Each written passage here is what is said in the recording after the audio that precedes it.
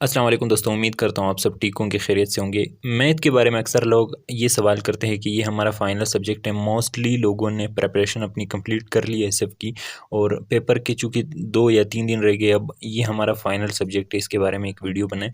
देखिए, मैथ का मैंने पहले ही आपको बताया कि इसका कोई चांस नहीं है। फ़र्ज़ करें हम क्वेश्चन जो आए हुए पिछले पेपर्स में, पास्ट पेपर्स में 18 है, 19 है, जो भी है, उनमें जो भी क्वेश्चंस आए हुए हैं उनका 0% चांस है वापस रिपीट होने का।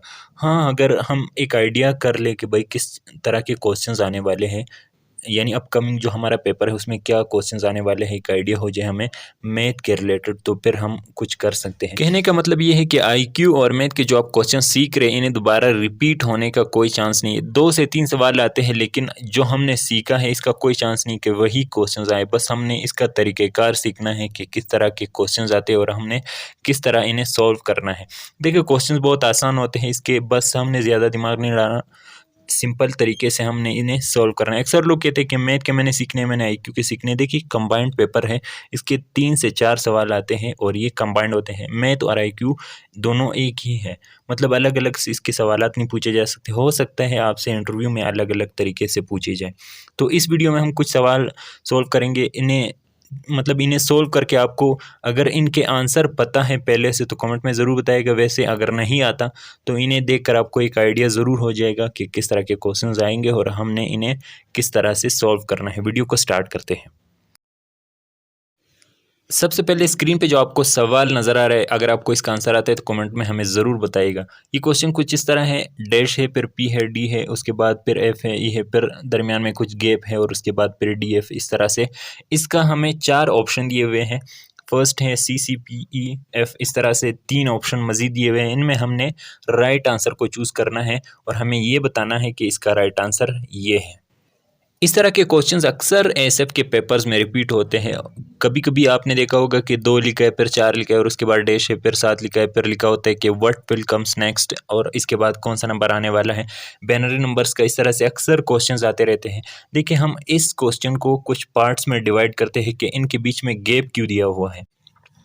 फर्स्ट जो हमारे पास ब्रैकेट है उसमें जो डैश है उसमें सी आएगा, क्योंकि हमारे पास जो 4 ऑप्शन है उनमें हर आंसर सी से स्टार्ट होता है। अब हमारे पास जो है आंसर आ गया है, हमने इसी को देखते हुए बाकियों को भी फिल करना है। देखिए, सी है, उसके बाद पी है और डी और एफ तो पहले से लिखा हुआ है और उसके बाद ई है, ये नेक्स्ट ब्रैकेट हो गया। उसके बाद थर्ड ब्रैकेट है, उसमें सी लिखा हुआ है, हमने उसमें पी लिखना है, उसके बाद डी है और हमने एफ लिखना है। इसी तरह इसका राइट आंसर जो हुआ, 2 जो लिखा हुआ है यानी सी, पी, डी, एफ, ई, इसका राइट आंसर ये वाला है। इसी तरह नेक्स्ट क्वेश्चन देखते हैं।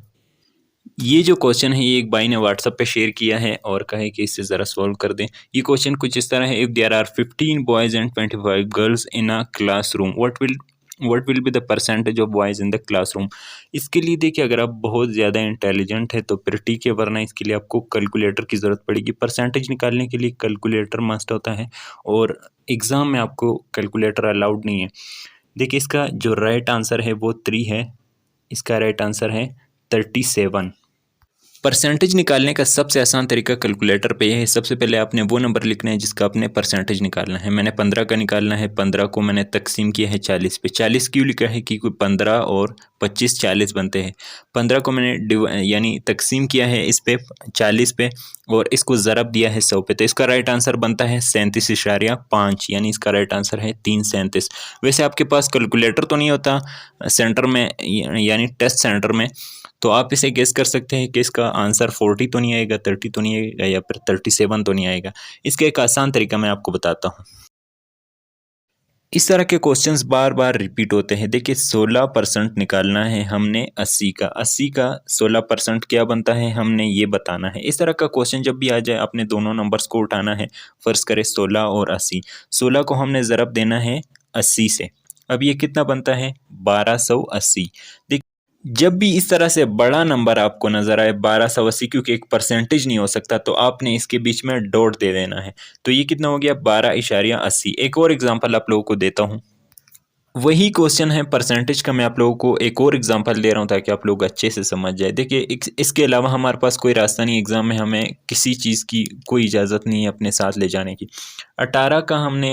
20 का हमने निकालना है 18%। वही तरीक़ेकार है, 18 को हम ज़रब देंगे 20 से, तो ये कितना बनेगा 360। 360 इसका कोई परसेंटेज नहीं हो सकता, सबको पता है। इसके बीच में एक डॉट आ गया, कितना हो गया 3.60 या फिर 3.6, वही बनता है 3.7 या फिर सॉरी 60 या फिर 6, दोनों एक ही है। तो इसका राइट आंसर हुआ 3.6।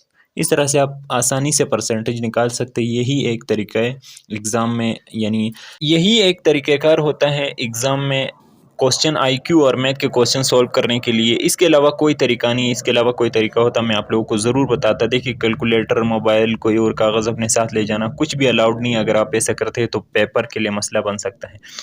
इतना कोई भी इंटेलिजेंट नहीं है कि किसी भी क्वेश्चन को उसने पहले कभी देखा भी ना और वो उसे सॉल्व करे। यही एक तरीका है परसेंटेज निकालने का, हिसाब लगाने का। देखिए, आईक्यू और मैथ के जो क्वेश्चंस होते हैं बहुत इजी होते हैं, बस हमने उन्हें समझना होता है। ये कॉर्पोरल, एएसआई, ये बहुत छोटे पोस्ट हैं, इनमें ऐसे एडवांस लेवल के बड़े बड़े आईक्यू के क्वेश्चंस नहीं आते। आपने इसे ज़्यादा जहन पे सवार नहीं करना, ज़्यादा आपने इसमें डीप नहीं जाना।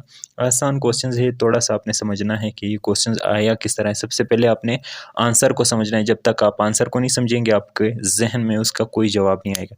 अगर आपको ऐसे मज़ीद वीडियोस चाहिए तो मैं इंशाल्लाह पेपर, यानी जैसे ही आपका 18, 19, 20 को टेस्ट है तो उससे पहले मैं इंशाल्लाह वीडियोस अपलोड कर दूँगा। अगर आपको चाहिए तो मैं अपलोड कर दूँगा। आप कमेंट में मुझे ज़रूर बताइएगा। Thank you so much.